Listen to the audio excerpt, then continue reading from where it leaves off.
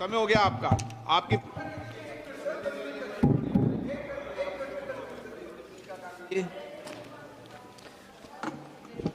आदरणीय अध्यक्ष महोदय जी, आज इस विषय पर आपने मुझे बोलने का मौका दिया, इसके लिए मैं आपकी बहुत बहुत आभारी हूँ। ये वो विषय है जो देश की हर महिला के दिल के का ही विषय है, इसलिए आज इस पे बोलने का मौका मिले, इसके लिए मैं आपकी फिर से आभारी हूँ।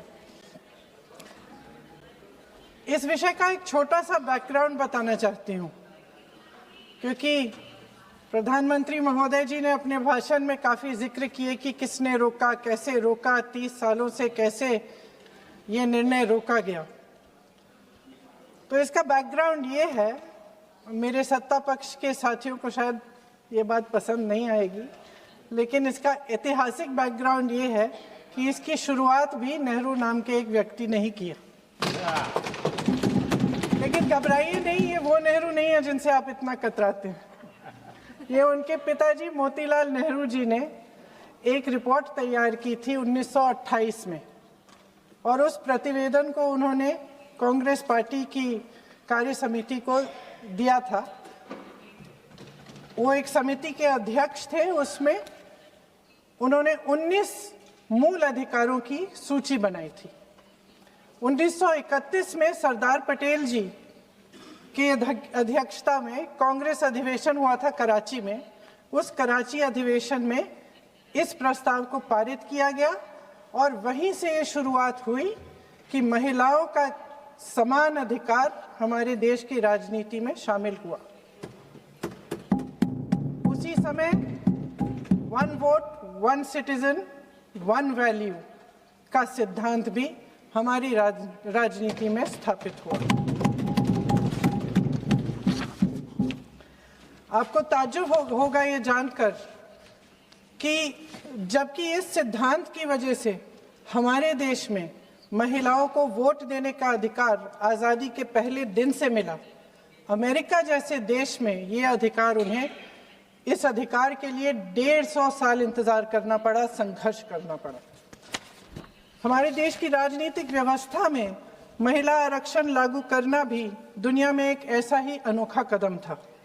पंचायतों और नगर पालिकाओं में 33% आरक्षण का प्रावधान भी भारतीय राष्ट्रीय कांग्रेस की सरकार ने स्वर्गीय राजीव गांधी जी के नेतृत्व में सदन पटल पर पहली बार पेश किया, मगर उस समय ये प्रावधान पारित नहीं हो पाया।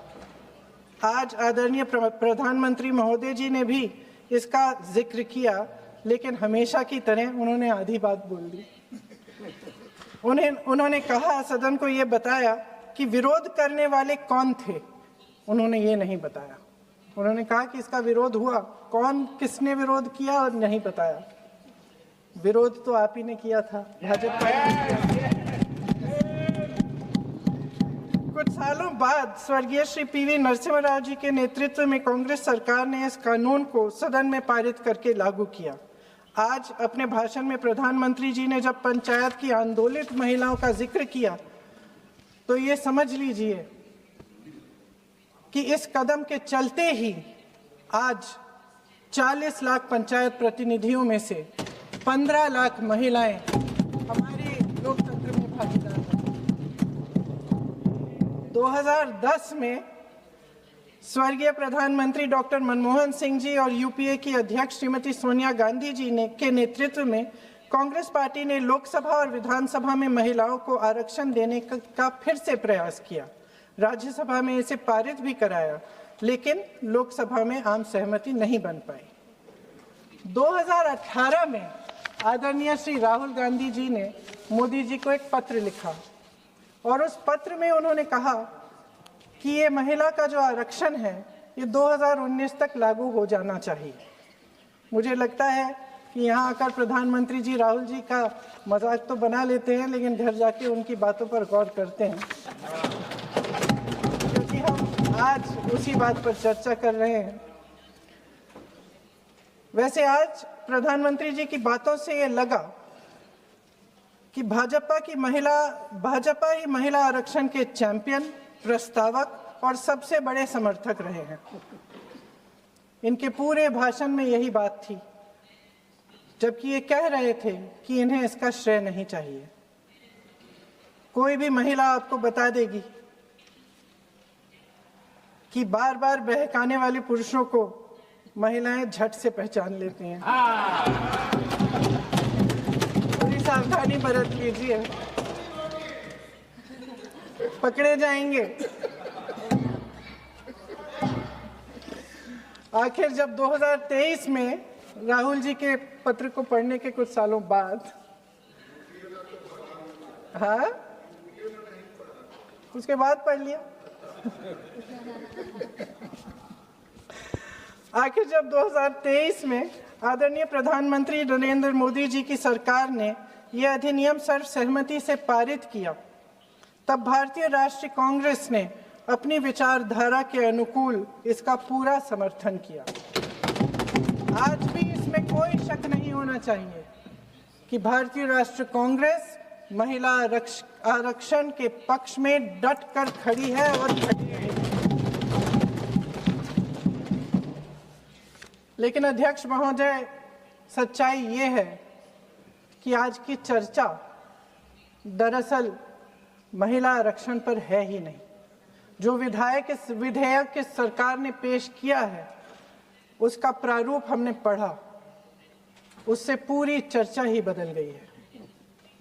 उनकी सरकार के इस विधेयक का सार सुनिए। सबसे पहले इसमें लिखा है कि संसद में महिला आरक्षण 2029 तक लागू होना चाहिए। अब सहमत है। फिर कहा गया है कि इसे लागू करने के लिए लोकसभा सदस्यों की संख्या 50% बढ़ानी पड़ेगी। मतलब कि सीटों की संख्या 543 से बढ़कर 850 तक बनानी पड़ेगी, बढ़ाई जाएगी।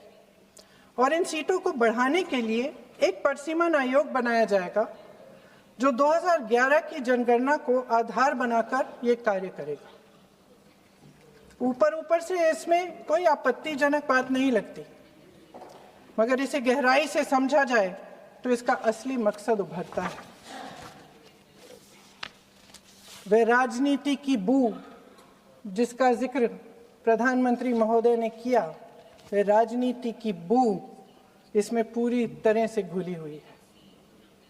दरअसल इसी सरकार ने महिला आरक्षण का जो विधेयक सर्वसहमति से 2023 में पारित कराया था, उसमें दो चीजें थी जो इस विधेयक में नहीं है। उसमें लिखा था कि इसे लागू करने से पहले नई जनगणना और परिसीमन कराई जाएगी। अब अचानक क्या हो गया? मन बदल गया। वही सरकार पुराने आंकड़ों के आधार पर क्यों आगे बढ़ना चाह रही है और इतनी जल्दबाजी क्यों? अध्यक्ष महोदय, ये हमारे देश की सच्चाई है कि प्रतिनिधित्व का सवाल जनसंख्या के सवाल से जुड़ा हुआ है। जब तक जातीय जनगणना नहीं होती, सभी वर्गों को उचित प्रतिनिधित्व नहीं मिल सकता। यह अनिवार्य है। ये सरकार 2011 की जनगणना पर आगे बढ़ना इसलिए चाहती है क्योंकि इस जनगणना में ओबीसी वर्ग की संख्या ही नहीं है।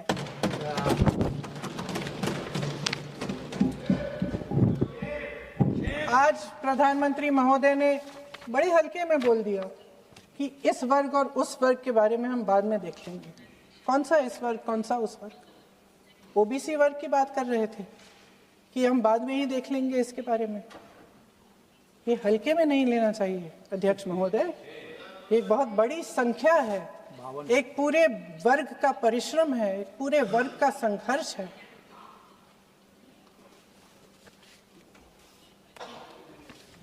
इसे टेक्निकल मुद्दा बता के उन्होंने अपना पल्ला झाड़ दिया।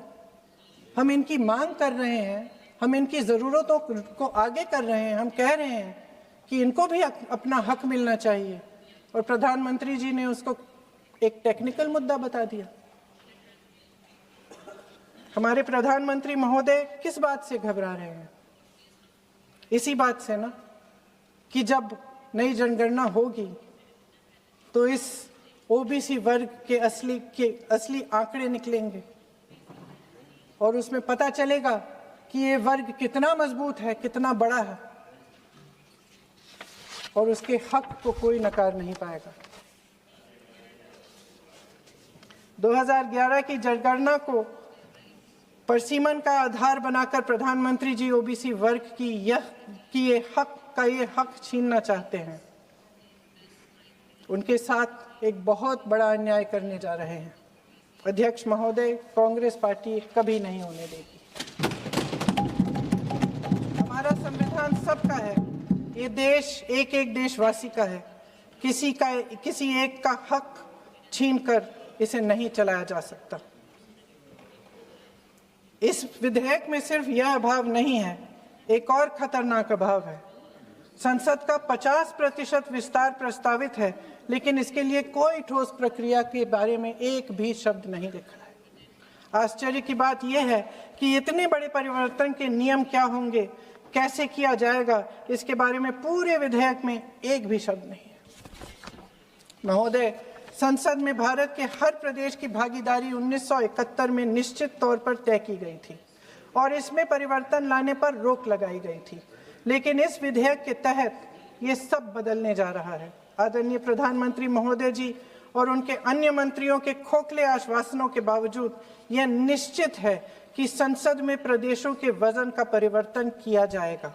हमारे लोकतंत्र की व्यवस्था में इतने बड़े परिवर्तन के लिए पूरी प्रक्रिया बनी हुई है, मगर इनकी योजना यही है कि प्रक्रिया को नकारा जाएगा।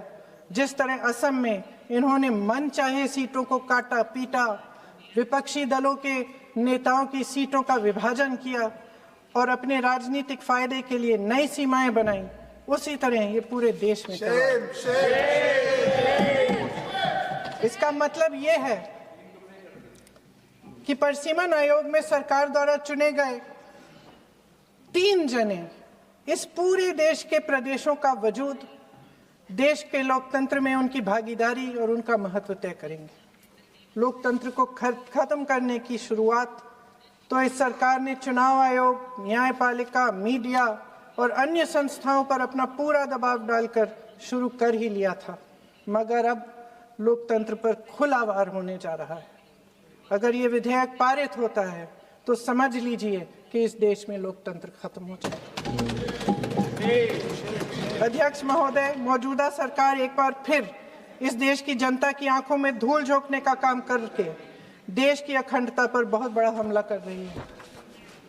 एक तरफ महिला आरक्षण की बड़ी बड़ी बातें, तो दूसरी तरफ गुप्त रूप से ओबीसी वर्ग का हक छीना जा रहा है और कुछ प्रदेशों की ताकत कम करके लोकतंत्र की धज्जियां उड़ाकर अगले चुनाव के लिए अपनी पार्टी की मजबूती का ढांचा बनाया जा रहा है। हंस रहे हैं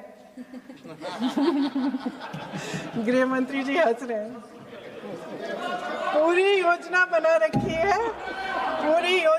रखी है। चाणक्य आज अगर जिंदा होते तो वो भी चौंक जाते आपकी राजनीतिक कुटिलता पे।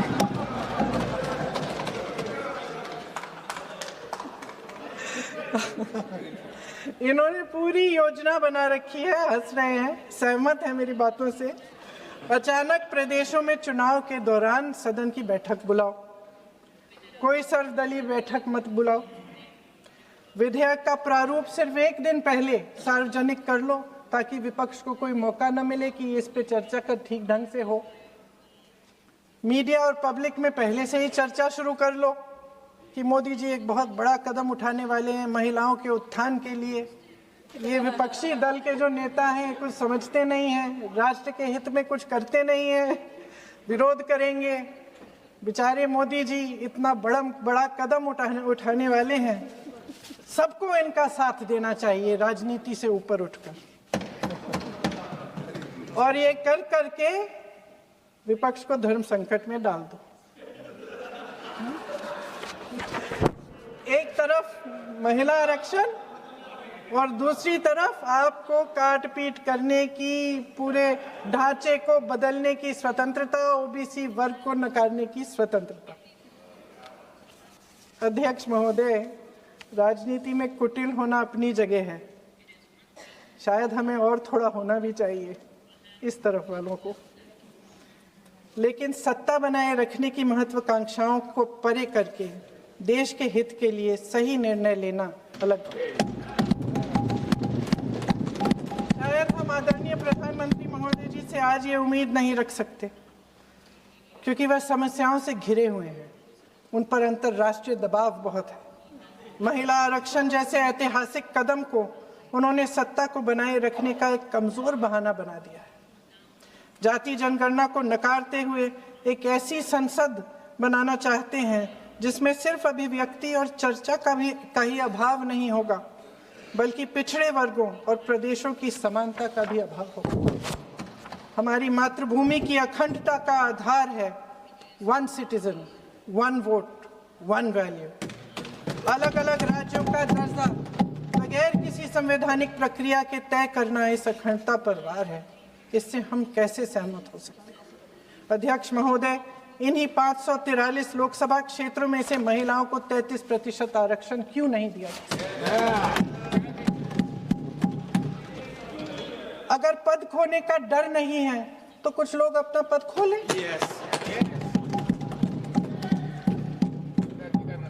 इसी में से SC ST का जो दर्जा है, SC ST में महिलाओं का आरक्षण 33% हो जाए, 1/3 आरक्षण हो जाए, OBC का भी उचित आरक्षण हो जाए, आज पारित हो सकता है।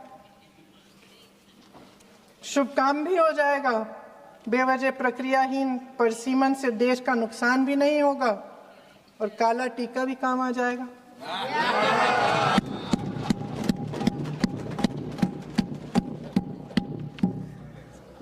सदन की सर्वसहमति से देश के इतिहास में एक महत्वपूर्ण कदम उठाने पर आदरणीय प्रधानमंत्री महोदय जी का नाम भी लोकतंत्र का गौरवमय पन्नों में लिखा जाएगा।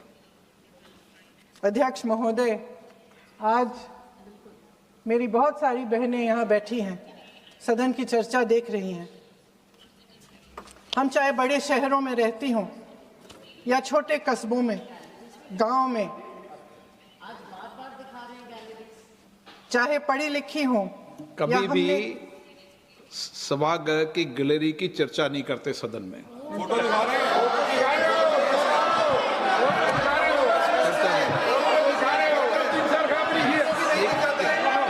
एक मिनट महोदय, मैं थोड़ी अभी भी थोड़ी नई हूँ, मैं समझ जाऊंगी। प्रियंका जी, एक मिनट।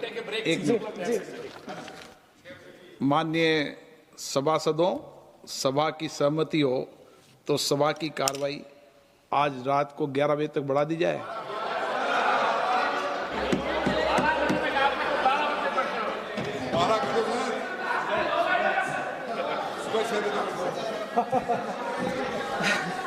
अध्यक्ष महोदय, हम चाहे बड़े शहरों में रहती हों या छोटे कस्बों और गांवों में, चाहे पढ़ी लिखी हों या हमने अवसरों की कमी का सामना किया हो, महिलाएं ही अपने समाज का बोझ अपनी दृढ़ता और मजबूत इच्छा शक्ति से अपने कंधों पर उठाती हैं। हम ही वह अथक कर्म शक्ति हैं जो हमारे राष्ट्र को आगे बढ़ाती हैं। दर्द और तकलीफें सहने की हमारी क्षमता असीम है। लेकिन अध्यक्ष महोदय, आज इस संसद में खड़े हुए मैं खास तौर से अपने पुरुष साथियों को याद दिलाना चाहती हूँ कि इस देश की महिलाएं निडरता पूर्वक जीवन के कठिन से कठिन परिस्थितियों में अपने हक के लिए लड़ना भी जानती हैं। घोर अंधकार से भरी रात में उठकर एक नई सुबह का दावा करना जानती हैं। इस देश की महिलाएं वे जबरदस्त सामूहिक शक्ति हैं जो इस देश के भविष्य को आकार दे रही हैं। इसलिए अध्यक्ष महोदय, आपके द्वारा मैं आदरणीय प्रधानमंत्री महोदय जी को ये कहना चाहती हूँ कि अगर वे इस ऐतिहासिक कदम को ईमानदारी से उठा रहे होते तो पूरा संसद इनके साथ एकजुट होकर इसे पारित करता। लेकिन देश की महिलाओं के नाम पर इस देश के बुनियादी ढांचे, इसकी अखंडता के साथ खिलवाड़ करने की कोशिश ने इस विधेयक का मकसद ही बदल डाला है। हमारी संसद को कमजोर करके अपनी सत्ता को कायम रखने की एक खोखली कोशिश साबित हुई है। आदरणीय प्रधानमंत्री महोदय जी, इस देश की महिलाओं का वाकई आप सम्मान करते तो उनका राजनीतिक इस्तेमाल न करते। ये आपकी हस्ती, आपके पद, उसकी गरिमा और आपके दायित्व के प्रतिकूल है। आपने ही कहा था कि भारत की हर नारी का ये हक है, उसका अधिकार है, किसी की मेहरबानी नहीं। आज नहीं तो कल उसे ये हक मिलेगा और इस हक को वे पूरी जिम्मेदारी से देश की अखंडता और एकता को बचाने के लिए इस्तेमाल करेंगे। हम आपके इन तीनों विधेयकों का सख्त विरोध करते हैं, लेकिन अभी भी आप एक ऐसा निर्णय ले सकते हैं जो सर्वसहमति से इस सदन में पारित हो जाएगा और हमारे देश की हर नारी को अपनी असली शक्ति को धारण करने का मौका मिलेगा। मैं आपके द्वारा प्रधानमंत्री जी से अपील करती हूं कि मन बनाएं, साहस करें, सही निर्णय ले लें। हम सब उनके साथ खड़े रहेंगे। धन्यवाद।